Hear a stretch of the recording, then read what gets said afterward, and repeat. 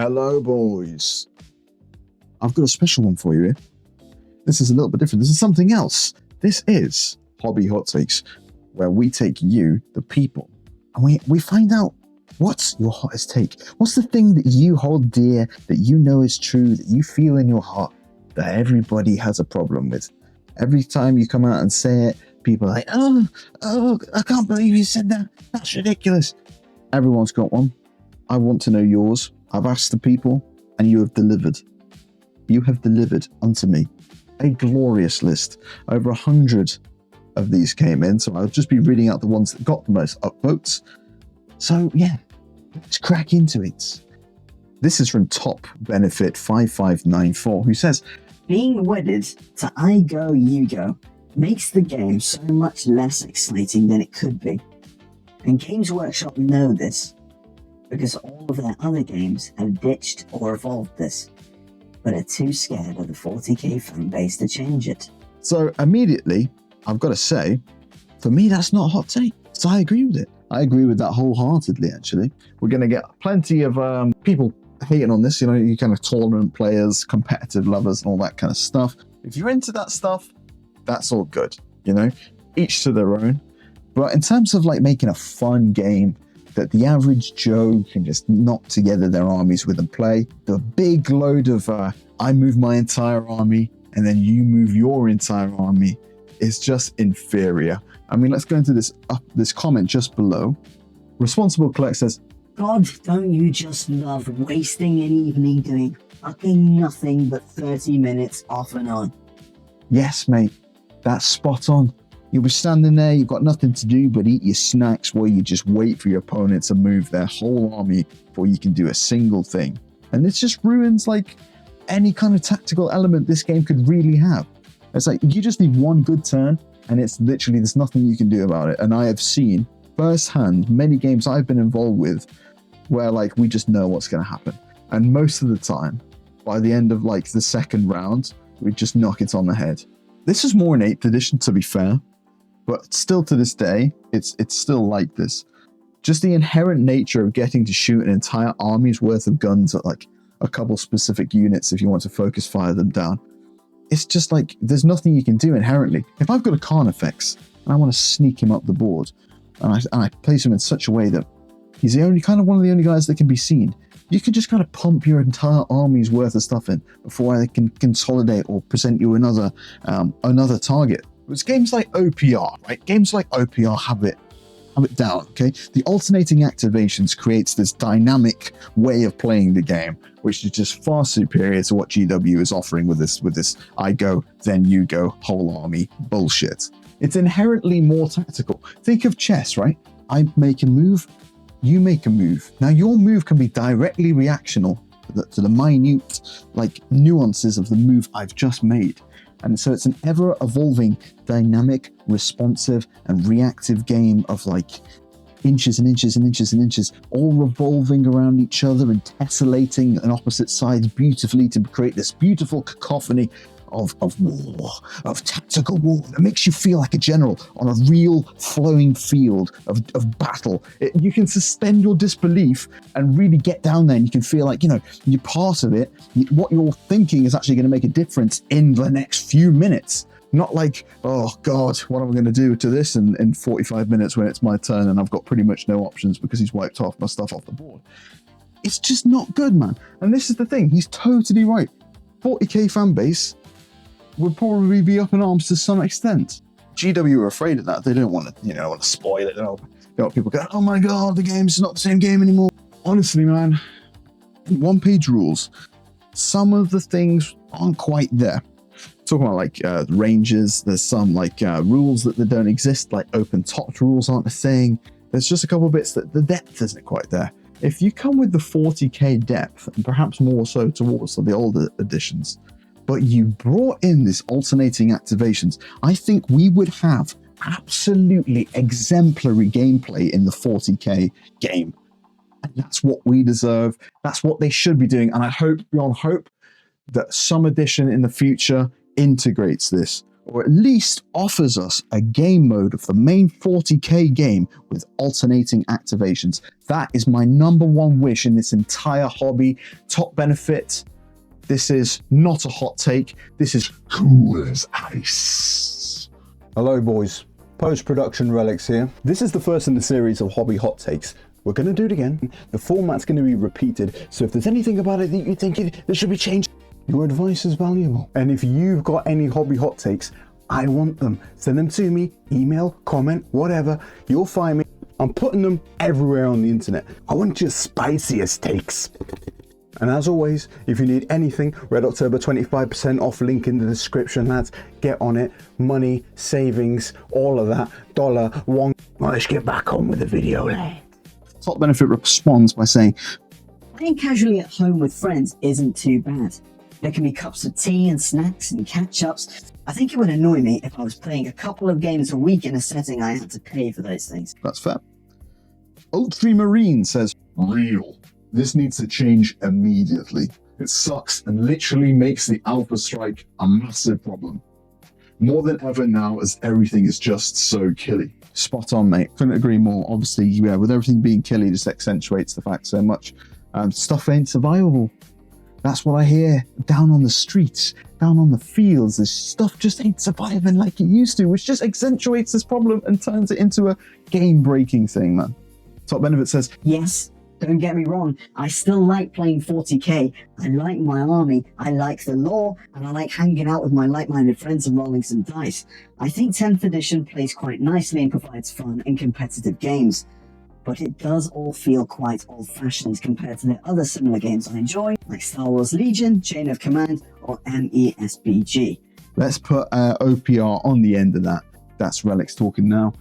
Yes, these alternating activations are the future of tabletop gaming. You cannot change my mind. You will never change my mind. This take is cool as ice.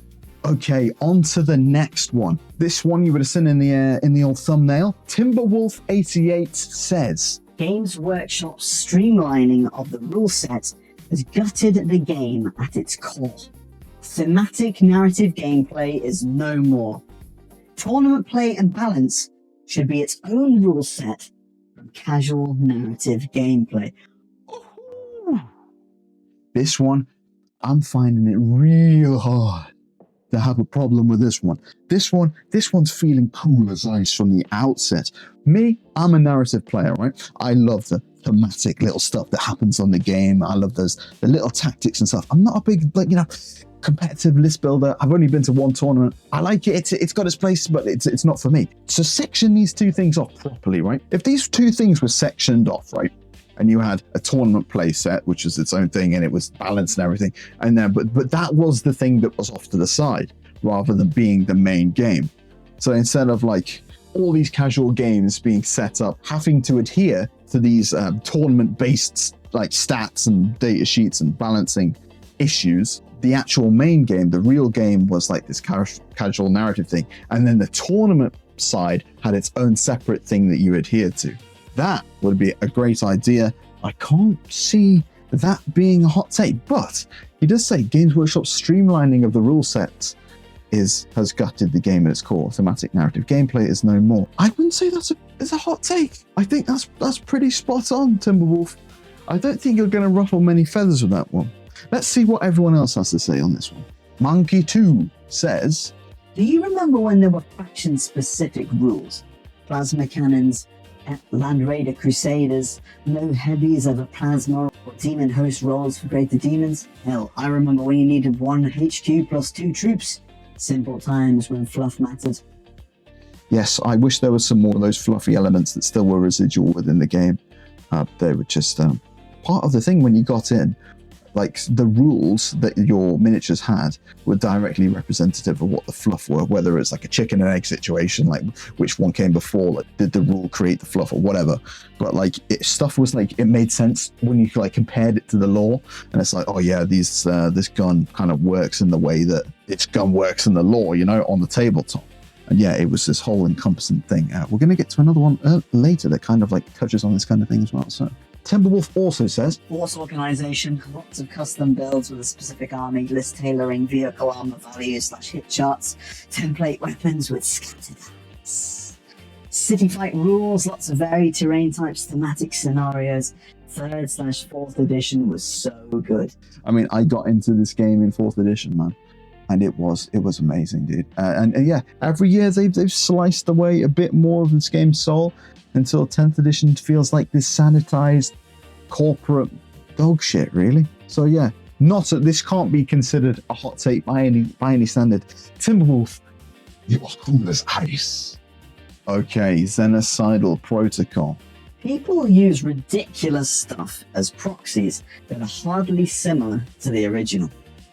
It gets obnoxious seeing every new model immediately being used as some half-assed proxy idea. To me, there's a huge difference in properly kitbashing a model to fit the style of the original design they're going for, and just slapping the bare minimum onto the model and saying, yeah, this is my such and such proxy. Now I'm going to go into some of the comments before I make my assessment of this hot take here. So obviously I said absolutely agree with that, to be honest, but we'll get into that a bit more. T_Hetty says, I feel like it depends on the mini and also the game group. I'm new to Warhammer in general and a few friends want to also play. So to be honest, if they have proxies that look ludicrous, but are at least close enough size and on a proper base, then sure, cool with me and we get to play. Me personally, I want proxies that look close because I want my force to feel a certain way. Now I can see playing against a rando who has a Lego on a base calling him, I don't know, the lion and being like, the fuck is this? for Chris says, I'm working on making a Battle Sister squad into proxies for Sisters of Silence, swap their backpack with some extra Miser Cordias I had. I ordered some Sisters of Silence heads off Etsy. I don't want them to just be sororitas with different paint. It's good building exercise, plus allows me to make up new lore headcanon for my army. okay, so proxies, right? For Chris87 here, I think he's got the right idea because what he's done is he's not like taken something that is just like completely out of left field, not even a miniature type thing. He's got a battle sisters, so you swap the heads, you swap the backpacks.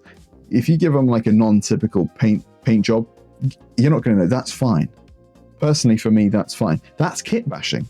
What I don't like is when people have like large like sweeping things. They want to turn up to even a casual game and just like claim like, oh, this squad doesn't actually have bolters, it has plasmas and melters mixed, and this squad isn't actually this tank doesn't actually have these kind of guns, it has these kind of guns.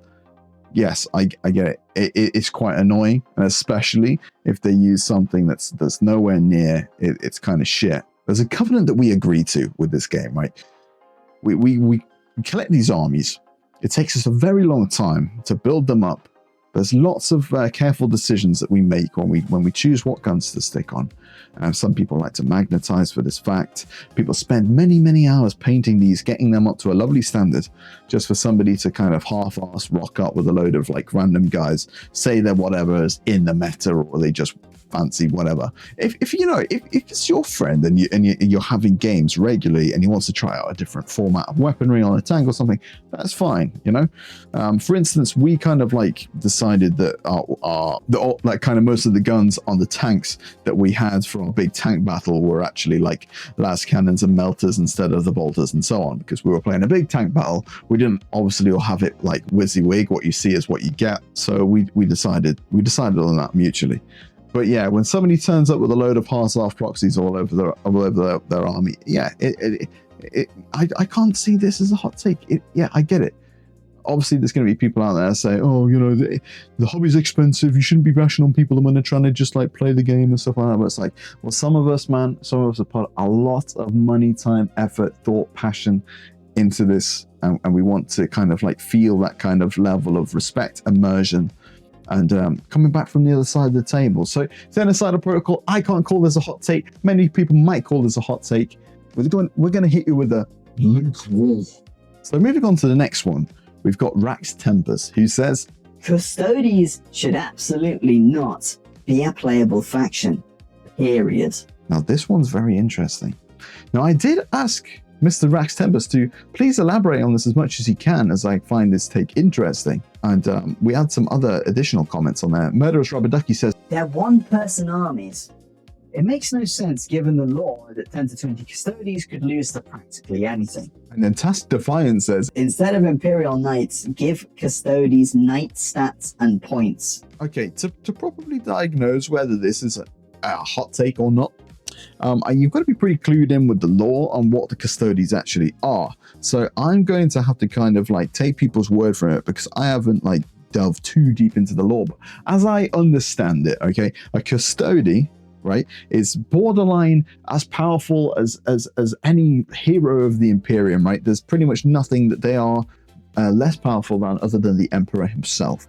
One of custodies could be a leader of Space Marine chapters. He could like be, you know, teching demons one-on-one. It depends what writer. It depends what source for your lore. But pretty much like overall, these guys are so powerful, right? They're like little mini demigods, right? In the best Artificer golden banana suits that the Imperium has to offer. They're impervious to damage, they're whatever they are, right? They're crazy. They're crazy, overpowered. That's the point of them, right? So the fact that they're on the tabletop and can just lose any other game, I get it. I'm going to have to disagree with this take. Just simply for the fact that people should be allowed to play them, right? He says custodies should not be a playable faction, period. I can't agree. I agree more with Mr. Task Defiant, who says that they should be given like knight stats and points. Maybe not to that far extent, but yeah, they should be even more elite than they are. And people do say this, man. This is something that people are saying all the time. Custodies aren't elite enough, and Space Marines aren't elite enough for that matter. So, you know, this isn't a hot take. Like, this is kind of a hot take, to be fair, actually. Let's think about it, because you're not allowed to play custodies ever. They're too powerful, dude. That's like, well, are they as powerful as a Primarch? Should we be allowed to play Ruby together? Should we have Demon Primarchs? Should we have like Bloodthirsters, Greater Demons, and Corn? Because can these guys take these guys in a one-on-one? Always, you know what I'm saying? Are we going to start cutting things out if they're getting too powerful, or do we just give them bigger stats? I think that's the answer. I think we just need to give them a bigger stat profile, give them like bigger points values, make them fucking really punchy, man. I want to take like 3 dudes and have them bursting around the place, taking out whole squads and stuff, rather than just kind of being like beefed up Marines. So yeah, not a massively hot take, but a pretty hot take. So we're gonna call this one a. Oh, that's bloody hard. Okay, Shambozo comes with it. This is a good one. I like this one. He says, Physical codexes are great and should continue. well, we're off to a good start, Shambozo. They aren't out of date as soon as they are released, like the hyperbolic internet likes to repeat ad nauseum. Few minor errata or rules clarifications affect the tiny amounts of the rules actually printed. Then there's all the great lore, artwork, and photography that's printed. I see so many questions about lore, painting, etc. They are literally answered in the codexes. Then there's the concerning attitude of some younger hobbyists who dislike reading and physical media. People are still playing 2nd edition because they own all the books. People need to stop using Reddit as a place to answer questions and learn to read a book instead. Shambozo, anybody over the age of 22 is going to agree with this. This can't be considered a hot take for me. It is small sections, right, that do get updated and errated after the fact. Now, sometimes they are quite crucial bits of rulage, information, statage, whatever you like to call it, right? And it does affect a lot of things, right? But it's pretty easy to access these things. I mean, and these things only really count for people who are playing competitive, and you know that people like that they're always scouring the internet talking about it. They're part of the community of that side, which are always keeping their ear to the street when it comes to these updates. As for all the other stuff that they come with, the codexes are amazing. I just can't believe they're £38, man. I can remember when they were 20 quid, and that was like a ridiculous amount for a book of that type. I feel sorry for people who are in like rats in 10th edition right now. I've managed to avoid it altogether, and I've got like 5 or 6 armies, and I'm certainly not wanting to rebuy all the codexes. So yeah, there can be a good like thing said, you know, that if we can have digital codexes, obviously I believe you probably can at this point. If they aren't cheaper, they bloody well should be. And if that was the thing that we could get to, where we could have free codexes that were online, that might be good. But there should always be an option to buy these physically. for one, they're collector's editions, collector's items rather, and there's people who are going to want to physically have that thing in their hands to flick through. There's the lore, the artwork, the photography, like you said. I mean, how long did we spend as younger guys, kids, flicking through those codexes and just admiring the spreads that they put on, man? So yeah, they've got a place in the hobby now and forever. The codexes should always continue. Shamboza, I absolutely agree with you. This one is cool. I'll not say it's cool as ice, because obviously some of these clarifications, you kind of really do need to go and find what's changed to be able to use them in a balanced fashion. But yes, I think that they kind of are out of date as soon as they're released. But not to a degree that people go on about. So Shamboza, overall, I'd say that I'm going to rate that one with a, Ooh, there's a bit of a breeze. we're going to go with a couple little bits that other people have said about this. Greg MCA says, Codexes having an end of edition rules section would be a nice addition. That way everything is up to date when the edition changes for people looking to play older versions. But it does depress me how much of the books are data cards and combat patrol rules rather than miniature galleries or lore. I like buying old, out-of-date books precisely for this reason. It has such a different vibe to current codexes. They feel more personable and creative. yes, codexes, man, they used to feel like it was your little physical gateway into getting your head into that faction that you were playing, right? Now it's kind of a rule book, and it kind of feels like the lore and stuff is just kind of beside. And yeah, these bigger ones, man, it's data slate after data slate after data slate. And for some people who don't play the game, there's not as much attractiveness to actually buy a codex anymore. Like sometimes people, for editions, people wouldn't be playing the game, but they would buy the codex of their favorite army so they could flick through them. It was like a way, your axis mundi, your connection to the faction you're playing, to read up on their lore, to look into like all the different ways to do them, everything about them. That was your physical connection to your army back then. So absolutely, I agree with that. Ride Whenever says, I think they should go the other way. awesome, okay, let's hear this. Codexes should be hardback and grant 2 to 3 editions of e-rules updates, but be beautiful repositories of lore almost exclusively. There should also be a trading card game for the current rule set, so you can have the old style pull-out cards for your army, but you can only get them via gacha style booster packs or a massive edition box which contains all the armies. Very interesting. So I'm not quite sure what you entirely mean with a trading card game. It's not something I think I would get into, but that's kind of cool. But the codex is being a beautiful repository of lore almost exclusively is a very interesting idea. I haven't really read these before I've gone through, and some of these are actually really piquing my interest. These are some really good ideas that people are having. Yeah, if you were to scale back what codexes were and kind of make them these repositories of lore and like about the faction type things, you know what? I could get behind that. In fact, I'd be more inclined personally as someone who doesn't follow 10th edition and doesn't play the game. I would actually be more enticed to buy it. So yeah, I can't disagree with that one. That's a very important, a very interesting take, Mr. Ride Whenever. And Shamboza agrees, says this actually sounds pretty cool. So yeah, Shamboza, you might be onto something. Ultramarine says, I kind of agree. Codexes honestly shouldn't have any rules in them at all because they literally release outdated. They should just be lore and art books. The rules should be free online as updatable PDFs that you can print if you want a physical copy. Here's the thing though, if Games Workshop, they take the rules out of the books, are they going to bring the price down? I think not. But besides, yes, I think we're onto something there, boys. Now, I have one, okay? Well, let me be honest. This is my pal's one, and he came up with one, and it was very heavily upvoted, and people seem to gel with it. So let's go with this one. Let's see what you guys think. Okay, Imperial Knights should not be their own faction. They should not exist as a standalone playable faction in this hobby. Reasoning being that they've ruined the balance of 40k weaponry and armor since they came out and have ever since. Even though you rarely see them or play against them, the effects of their existence affect everyone's games massively and not enough to warrant their existence. So it's up to you whether this is the hot take or not. But let me just let's like defend the standpoint here, okay? When they were introduced, okay, they were innately tougher and more killy than anything in the game. They had the thickest armor and the shootiest guns, okay?